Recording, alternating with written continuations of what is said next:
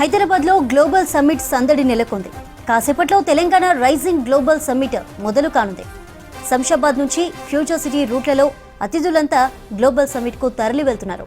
కాసేపట్లో CM Revanth Reddy summit ప్రాంగణానికి చేరుకోనున్నారు. ప్రారంభోత్సవానికి ముందే ఏర్పాట్లపై మరోసారి అధికారులతో చర్చించనున్నారు.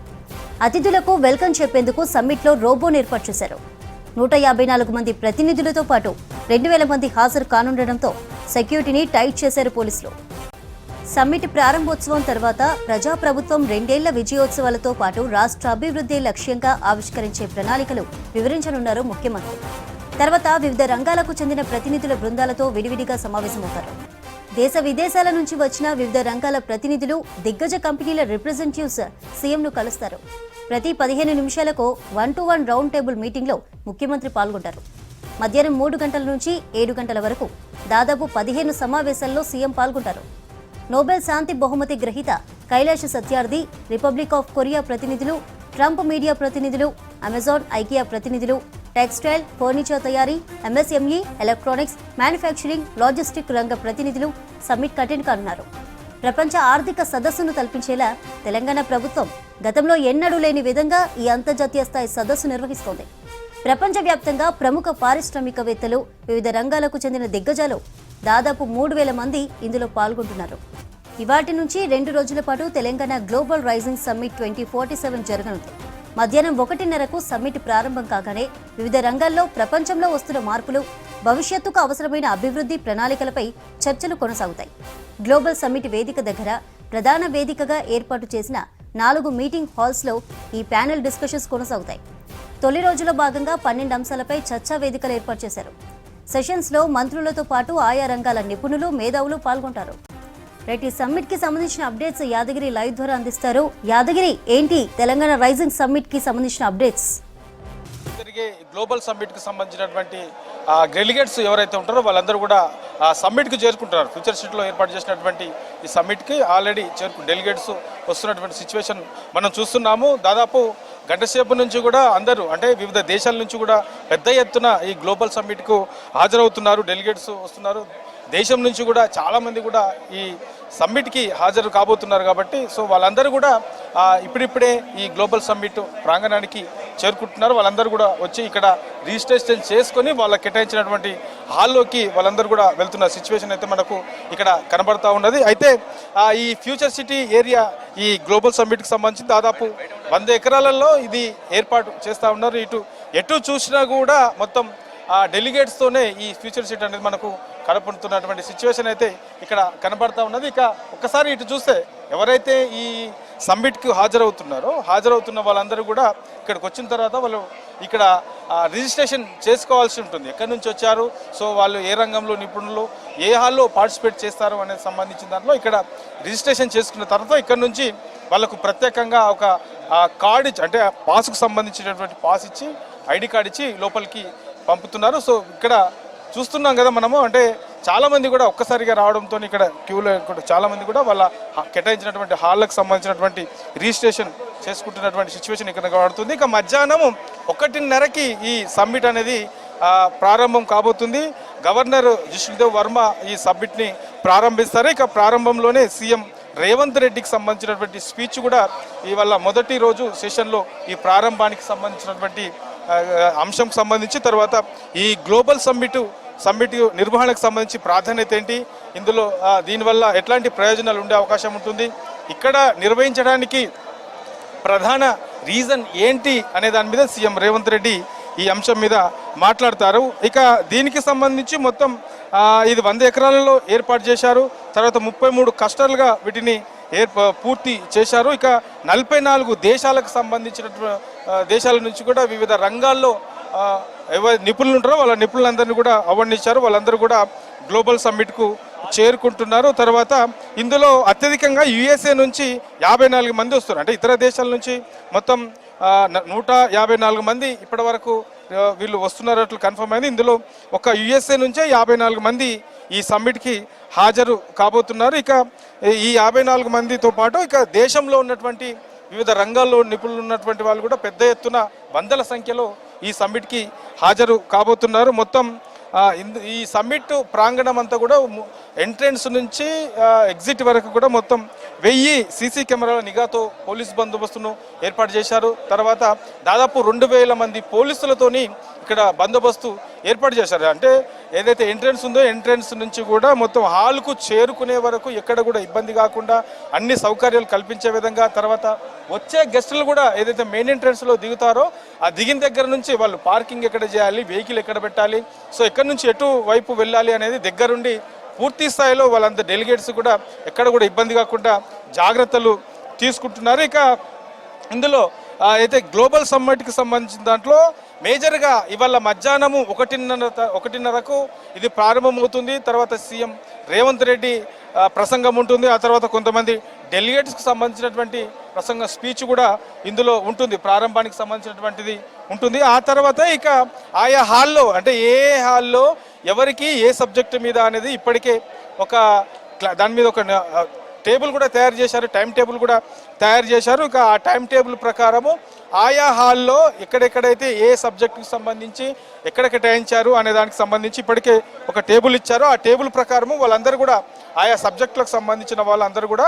అక్కడ ఈ సెషన్కి సంబంధించిన దాంట్లో అక్కడ సమావేశం కాబోతారు. తర్వాత వివిధ ఆ రంగానికి సంబంధించిన అంశంలో మేజర్గా ఇక ఆ రంగంకి సంబంధించిన దాంట్లో ఆయా శాఖలకు సంబంధించినటువంటి మంత్రులు, తర్వాత ఉన్నతాధికారులు కూడా ఆ సమావేశంలో పాల్గొంటారు, ఆ సెషన్లో పాల్గొంటారు. అందులో తెలంగాణ ప్రభుత్వం ఇప్పటి వరకు ఈ 2 ఏళ్ల కాలంలో ఆయా రంగాలలో ఏం చేసింది, సో ఇంకా రాబోయే రోజుల్లో కూడా ఏం చేయబోతున్నది, తర్వాత దీనికి ఈ సాంకేతిక పరమైనటువంటి రంగాలలో ఎట్లా ముందుకెళ్తా ఉన్నారు, ఇక ఆయా శాఖలకు సంబంధించిన దాంట్లో మరింత అభివృద్ధి పథంలో ముందుకెళ్లాలంటే ఈ సాంకేతిక పరమైనటువంటి అంశాలలో ఇంకెట్లాంటి వాటిని అందుబాటులోకి తీసుకోవాల్సిన అవసరం ఉంటుంది.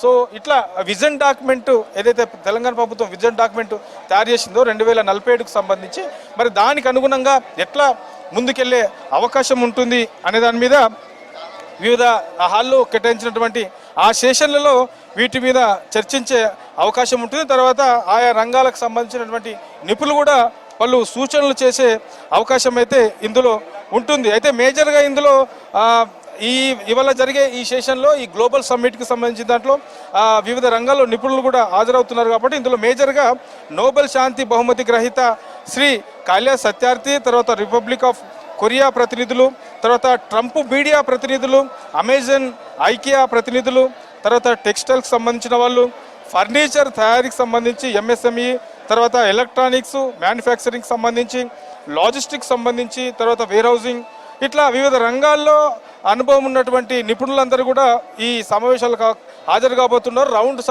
రౌండ్ టేబుల్ సమావేశాలు ఏవైతే ఆయా హాళ్లల్లో ఏర్పాటు చేశారో ఆ రౌండ్ టేబుల్ సమావేశాలలో ఈ ప్రతినిధులందరూ కూడా అందులో పాల్గొంటారు. వాళ్ళ సలహా సూచనలు కూడా, వాళ్ళ అభిప్రాయాలు కూడా ఈ రౌండ్ టేబుల్ సమావేశంలో చెప్పే అవకాశం ఉంటుంది. ఇక మేజర్గా మనకు ఏదైతే ఎంట్రన్స్ ఉందో ఈ ఎంట్రన్స్ నుంచి లోపలికి వచ్చే వివిఐపీలకు కూడా అక్కడ ఉన్నటువంటి గెస్టులకు వెల్కమ్ చెప్పడంతో పాటు దగ్గరుండి పోలీసులు కూడా దగ్గరుండి వాళ్ళందరినీ కూడా లోపలికి పంపిస్తున్నటువంటి సిచ్యువేషన్ కనబడుతుంది. ఇక డీజీపీ, మనం ఇక్కడ విజువల్స్లో చూస్తే డీజీపీ కూడా దగ్గరుండి ఇక్కడ ఉన్నటువంటి ఏర్పాట్లను పరిశీలిస్తున్నారు. తర్వాత వచ్చే డెలిగేట్స్కు సంబంధించి ఎలాంటి అసౌకర్యం కలగకుండా ఉండేందుకు అన్ని జాగ్రత్తలు కూడా తీసుకుంటున్నారు. ఇక డీజీపీ దాదాపు అరగంట నుంచి కూడా మెయిన్ ఎంట్రన్స్ దగ్గరనే ఇక్కడే నిలబడి సో ఎట్లాంటి ఏర్పాట్లు చేశారు, వచ్చే డెలిగేట్స్కి ఎట్లాంటి సౌకర్యాలు కల్పించారు, తర్వాత ఈ రిజిస్ట్రేషన్కి సంబంధించిన దాంట్లో ఎక్కడైనా ఇబ్బందులు వస్తున్నాయా, ఇట్లా అన్నీ కూడా దగ్గరుండి పర్యవేక్షిస్తున్న సిచ్యువేషన్ అయితే మనకు ఇక్కడ కనబడుతున్నది. డెలిగేట్స్ కూడా వచ్చే వాళ్ళ డెలిగేట్స్ కూడా దగ్గరుండి వెల్కమ్ చెప్తున్నారు. ఇంకోటి ఎంట్రన్స్ దగ్గరనే మనకు రోబోది కూడా వచ్చే డెలిగేట్స్కి సంబంధించి రోబోతోని వెల్కమ్ చెప్పే విధంగా కూడా ఇక్కడ మెయిన్ ఎంట్రన్స్ దగ్గర అందుబాటులో ఉంచారు. ఇట్లా ఈ అన్ని అంశాలకు సంబంధించిన దాంట్లో ఇక ఎక్కడెక్కడ ఏ హాల్లో ఏంటి అనేది ఒకసారి మీకు చెప్పే ప్రయత్నం చేస్తాను. ఇక మొదటి రోజు ఇవాళ ప్యానెల్ డిస్కషన్కి సంబంధించి మధ్యాహ్నం 3 గంటల నుంచి 4 గంటల వరకు ఈ మొదటి సెషన్ అనేది ప్రారంభమవుతుంది. ఇది మొదటి సెషన్ హాల్ నెంబర్ 1లో ఉంటుంది. సో దీనిలో మేజర్గా తెలంగాణ భవిష్యత్తు, తర్వాత ఇంధనము, గ్రీన్ ఎనర్జీ దిశలో ముందడుగు ఎట్లా వెళ్తున్నాము, ఇప్పటివరకు ఎట్లాంటి ఈ తెలంగాణ భవిష్యత్తుకు సంబంధించి ఎలాంటి ప్రణాళిక రూపొందించుకున్నాము, సో ఈ 2 ఏళ్ల కాలంలో కాంగ్రెస్ అధికారంలోకి వచ్చిన తర్వాత ఎట్లా ముందుకెళ్ళినది, తర్వాత ఈ గ్రీన్ ఎనర్జీ దిశగా ముందడుగు ఎట్లా వేస్తూ ఉన్నాము, ఇంకా దీన్ని మరింత వేగవంతం చేయాలంటే ఎట్లా ముందుకెళ్తే బాగుంటుంది అనే దాని మీద ప్యానెల్ డిస్కషన్ ఇందులో ఉంటుంది. సో దీనికి సంబంధించి ఇది హాల్ నెంబర్ 1లో ఇది కొనసాగుతుంది.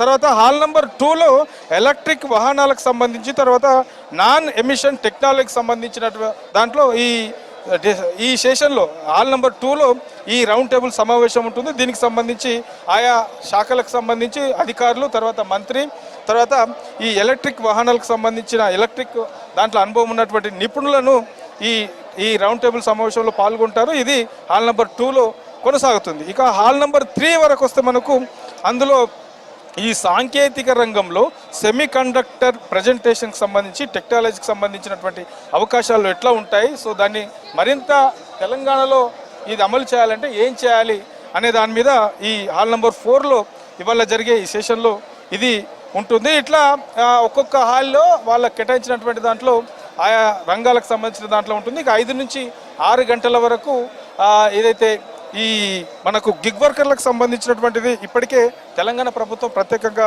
ఒక చట్టాన్ని తీసుకురాబోతుంది.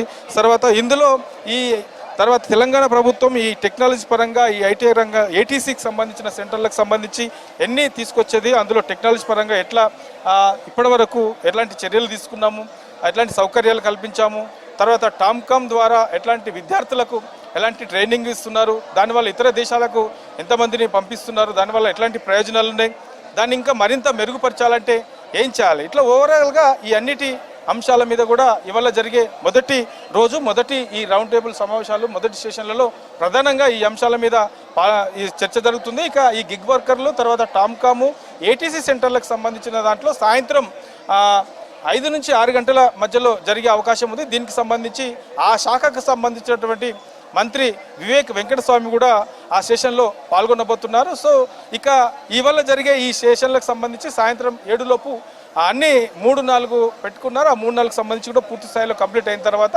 ఇవాళ ఇది ముగుస్తుంది. ఇక రేపు మళ్ళీ ఈ సెకండ్ సెషన్కి సంబంధించి రేపు ప్రారంభం కాబోతుంది. ఇక రేపు సాయంత్రం వరకు కూడా వివిధ రంగాలకు సంబంధించిన దాంట్లో, వివిధ శాఖలకు సంబంధించిన దాంట్లో ఎట్లా ఆ టెక్నాలజీ పరంగా కానీ భవిష్యత్తుకు తీసుకోవాల్సినటువంటి నిర్ణయాలు కానివ్వండి, సో తెలంగాణను ప్రపంచ దేశాలలో ఆల్రెడీ ఇప్పటికీ అభివృద్ధి చెందినటువంటి దేశాలతో పోటీ పడంగా ఉండాలంటే ఎట్లాంటి నిర్ణయం తీసుకోవాలి, ఇక విజన్ డాక్యుమెంట్ 2047కు సంబంధించినటువంటి విజన్ డాక్యుమెంట్కు సంబంధించినటువంటి అంశాలకు సంబంధించి ఎట్లాంటి ప్రణాళికలు రూపొందించారు, తెలంగాణ ప్రభుత్వం ఎట్లా ముందుకెళ్లే అవకాశం ఉంటుంది అనే దాని మీద రేపు జరిగే సెషన్లో ఈ అంశాల మీద రౌండ్ టేబుల్ సమావేశాలు. తర్వాత చెప్పండి, ఈ గ్లోబల్ సమ్మిట్ ప్రధాన ఉద్దేశం ఏముండబోతుంది, ఏమేమి చర్చలు ఉండే అవకాశం? ఇది తెలంగాణని షోకేస్ చేయాలి. ముఖ్యమంత్రి గారి ఒక ఆశ ఉన్నది, తెలంగాణ ఒక 3 ట్రిలియన్ ఎకానమీ కావాలి 2047లో. సో దాని గురించి ఈ రోజు నుంచే అందరినీ ఇన్వెస్టర్స్ని, ఫారెన్ డెలిగేట్స్ని పిలిపించి తెలంగాణ షోకేస్ చేసి ఈజ్ ఆఫ్ డూయింగ్ బిజినెస్ ఏదైతే తెలంగాణలో ఉందో దీన్ని మీరందరూ వాడుకోవాలి అని చెప్పి ఈ సమ్మిట్ పిలవడం జరిగింది. చాలామంది ఈరోజు ఈ సమ్మిట్కి వస్తున్నారు. ఆ ప్రజెంటేషన్స్ అన్నీ చూసి కూడా ఇన్వెస్ట్మెంట్ ఆపర్చునిటీ కోసం తెలంగాణ ప్రభుత్వం ప్రయత్నం చేస్తుంది. అంటే ఇవాళ జరిగే ఈ సమ్మిట్లో వివిధ రకాల శాఖలకు సంబంధించినటువంటి సెషన్స్ సంబంధించి సమావేశాలు ఉంటాయి, డిస్కషన్స్ కూడా ఉండబోతున్నాయి. సో ప్రధానంగా మీ శాఖకు సంబంధించి కూడా సెషన్స్, ఇవాళ జరిగే సెషన్స్లో డిస్కషన్స్ ఉన్నాయంటారు, ఏమేమి ఉన్నాయి? ఇవాళ గిగ్ వర్కర్స్ మీద సెషన్ ఉంది. తర్వాత లేబర్ రిఫార్మ్స్లో ఏముంది, ఇక్కడ ఇన్వెస్టర్స్ వచ్చినప్పుడు వాళ్ళకు లేబర్ ఫ్రెండ్లీ ఉన్నట్టు మన తెలంగాణ లేబర్ డిపార్ట్మెంట్ ప్రొజెక్ట్ చేస్తుంది. ప్రత్యేకంగా స్కిల్ డెవలప్మెంట్, ఇక్కడ వాళ్ళు వచ్చి ఇన్వెస్ట్ చేసినప్పుడు స్కిల్స్ ఏదైతే advance technology centres 115 advance technology centres ఏదైతే స్థాపించామో దీని వలన స్కిల్డ్ వర్క్ ఫోర్స్ వస్తుంది. స్కిల్డ్ వర్క్ ఫోర్స్ వచ్చినప్పుడు వీళ్ళు ఇండస్ట్రీస్ పెట్టినప్పుడు వాళ్ళకి ఉపయోగపడుతుంది. తర్వాత మా దగ్గర టామ్కామ్ ఉన్నది, దీని ద్వారా ఇతర దేశాలలో ఎక్కడైతే వారికి స్కిల్ లేబర్ అవసరమో టామ్కామ్ ద్వారా మేము అక్కడ పంపించే ప్రయత్నాలు చేస్తున్నాము. సో ఇది కూడా ఈ సెషన్లో మేము షోకేస్ చేయబోతున్నాము. ఈ 2 రోజుల పాటు జరిగే ఈ సమ్మిట్లో మేజర్గా తెలంగాణకు ఎట్లాంటి ప్రయోజనాలు ఉండే అవకాశం ఉంటుంది? ఉద్యోగాలు, ఇన్వెస్ట్మెంట్ ఉన్నప్పుడే ఉద్యోగాలు వస్తాయి. ఇన్ఫ్రాస్ట్రక్చర్ డెవలప్మెంట్, దీంట్లో మళ్ళీ ఒక ఇన్వెస్ట్మెంట్ ఉంటుంది. రోడ్స్, బిల్డింగ్స్, ఇవన్నీ కూడా డెవలప్ అయినప్పుడు మన వర్క్ ఫోర్స్కి ఎంగేజ్మెంట్ ఉంటుంది, ఎకనామిక్ రిటర్న్ ప్రజలకు ఇంకా గవర్నమెంట్కి కూడా ఉంటుంది by way of taxes. So ఇది చాలా మంచి ఐడియా ఈ సమ్మిట్ వలన డెఫినెట్లీ మన తెలంగాణకు మంచి ఇన్వెస్ట్మెంట్స్ వస్తాయి. సో ఇది మొత్తానికి 2 రోజుల పాటు జరిగే ఈ సమ్మిట్కు తెలంగాణకు సంబంధించిన దాంట్లో మరిన్ని పెట్టుబడులు రావడంతో పాటు ఇక ఇన్వెస్టర్స్ కూడా కొంత ఇంట్రెస్ట్ ఇక్కడ చూపే అవకాశం ఉంటుంది. తర్వాత తెలంగాణకు సంబంధించి ఏదైతే తెలంగాణ రైజింగ్ 2047 టార్గెట్ ఈ సమావేశం పెడుతున్నారో ఇది వివిధ దేశాల నుంచి వివిధ రంగాల్లో అనుభవం ఉన్నటువంటి నిపుణులు కూడా ఈ సమావేశానికి వస్తున్నారు కాబట్టి వాళ్ళ సలహాలు సూచనలతో మరింత ముందుకు వెళ్ళే అవకాశం ఉంటుందని చెప్పేసి మంత్రి వివేక్ గారు చెప్తా ఉన్నారు.